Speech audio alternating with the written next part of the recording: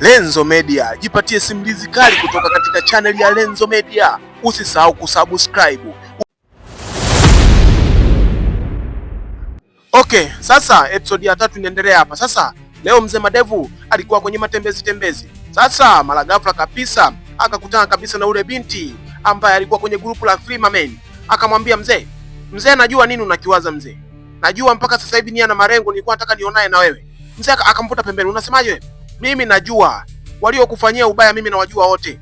Kwa sababu mimi ni mtu ambaye najua taarifa zote zinazoendelea katika huu mtaa. Sasa mzee alivua kabisa miwani, akamwambia binti yangu, nisaidie kama unajua mzee. Sikiliza, sasa hivi hakuna kusaidizana bure, unatoa pesa unasaidiwa. Sasa wewe kama unasubiri misaada, utaula wachuya. Akasema sasa binti yangu, wewe kama unawajua sasa si nitajie na unielekeze walionifanyia, kwa sababu wamechukua pesa kibao. Wamechukua pesa nyingi binti yangu, mimi sielewi.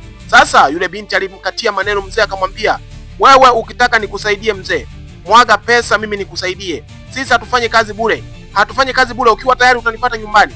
Ukiwa tayari kutoa pesa utanifuata nyumbani. Sasa mzee ni furu kabisa kuwa na mawazo. Sasa huyu kama anawajua, nitoe wapi pesa mimi? Niuze viwanja vya Mlandizi nimtumie pesa, au nikamkabidhi anifanyie kazi yangu? Kwa sababu kama anajua nielekeze mimi nipeleke mapolisi pale. Sasa siku inayofuata kabisa tunarudi katika familia moja.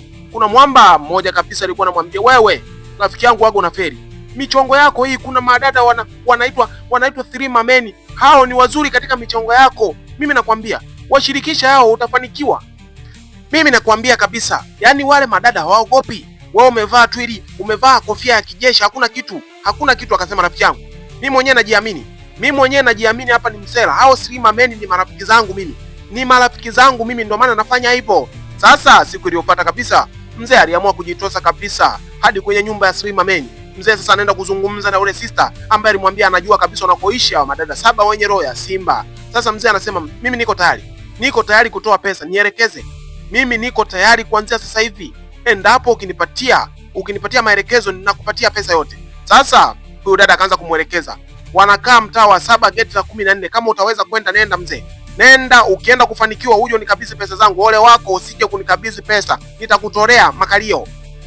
Sasa moja kwa moja kabisa mzee alipewa maelekezo, akawa ameondoka kabisa na kuelekea kabisa katika hilo geti aliyoelekezwa, mtaa wa 2 nyumba ya 7. Sasa yule binti mmoja wa Three Men akasemaje, wewe dada unamwachia mtu anapita kweli anaondoka hivi hajaacha hata hela kidogo Dada sisi tuna hali ngumu, mtu anakuja unamsikilizisha tu, unampa siri kibao, unamwachia anaenda hivi. Kwa nini?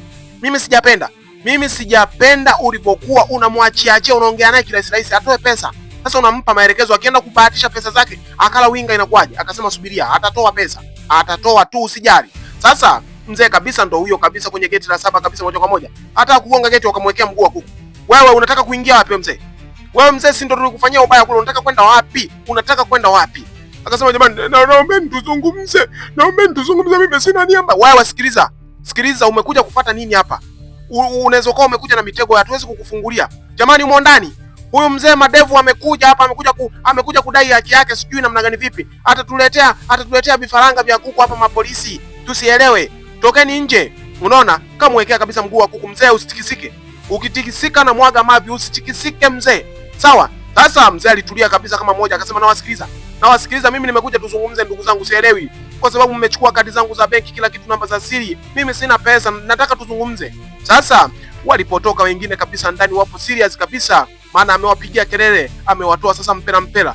Jamani tokeni msikilize huyu mzee, njooni msikilize huyu mzee, ngoja nimfungulie ajieleze. Mwachie. Mfungulie aje. Mzee twende huku mzee Madevu, eleza shida zako, umefuata nini hapa? Kiukweli kabisa wale madada 7 wenye roho za simba walikuwa kabisa wanamwangalia mzee, hawaelewi. Wewe mzee umefuata nini tueleze. Jamani mimi nimekuja tu kujieleza kwamba mngeniachia hata pasenti kidogo, sina pesa hata ya kutumia. Mimi sielewi, tangu nifanyie ule ubaya mimi sijui. Sasa sura zao zilikuwa nzito kabisa, wanamkata jicho kabisa, jicho la nyani. Wanamwambia mzee, wewe jichanganye uone. Mzee anazungumza, jamani mimi nimebakiwa tu na viwanja. Basi nipeni hata kadi moja ya benki, nibakiwa hata na kadi ya NMB. Nibaki niwaachie hiyo CRDB.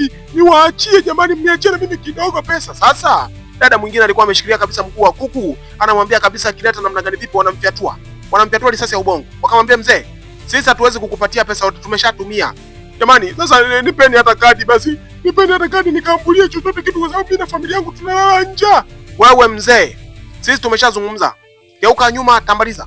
Tambaliza, ondoka, tusije tukakutolea makagari. Tumekuacha ukiwa mzima, fanya biashara zako. Usio unakuja kuja hapa. Sasa walimwacha kabisa hoi. Wanazungumza kabisa, wewe usirudie kuja hapa bila taarifa. Tutakuja tukutolee neki. Tutakutolea neki kabisa. Sawa? Sasa walipokuwa wanajiamini kabisa, akawa ameondoka mzee wa watu, wanajiraumu. Ngoja tuone episode ya 4. Mambo yatakuwa vipi hapa?